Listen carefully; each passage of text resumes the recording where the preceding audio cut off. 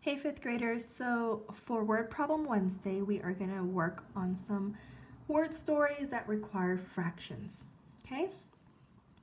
Miss Bloom is one of the grade 4 teachers in a school, or 4th grade teachers, okay?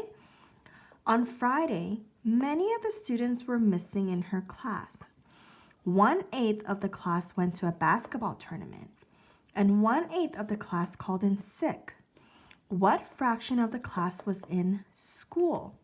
So there are two steps. Step 1, we need to figure out how many students or the fraction of the class that was out of school, that were not in school today. Well, we know 1/8 went to the basketball tournament and another 1/8 of the class called in sick. So we need to add these two together. And the number here would be the number of students or the fraction of students that were out of school. So remember, when the denominators are the same, do you do anything to them when we're adding? No, they stay the same. So we're going to rewrite it. It's going to be 8, okay?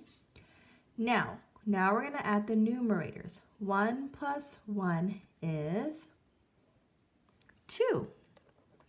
We know 2/8 of the class were missing.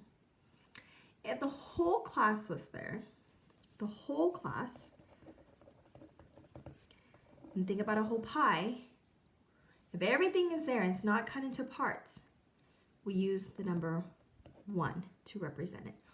Or we can write it in terms of a fraction. Right now the part is 8. 8/8 is also equal to 1. Now part 2, we're going to take the whole class, which is 8/8, and we're going to subtract the students that were out of school. We're going to subtract the fraction of students that were out of school. That would leave me with the fraction of the class that was in school. So the whole class minus 2/8, which were the students that were out of school, it would give me the students that were in school. So remember, subtraction, we look at the denominator, and if the denominators are the same, we don't do anything to it. It just stays the same, it's 8. Then we're going to subtract the numerator. 8 minus 2 is 6.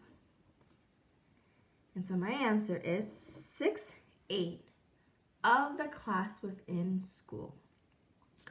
All right, so for the rest of the problems, I'm going to be putting it on the Google form, and you can practice on your own.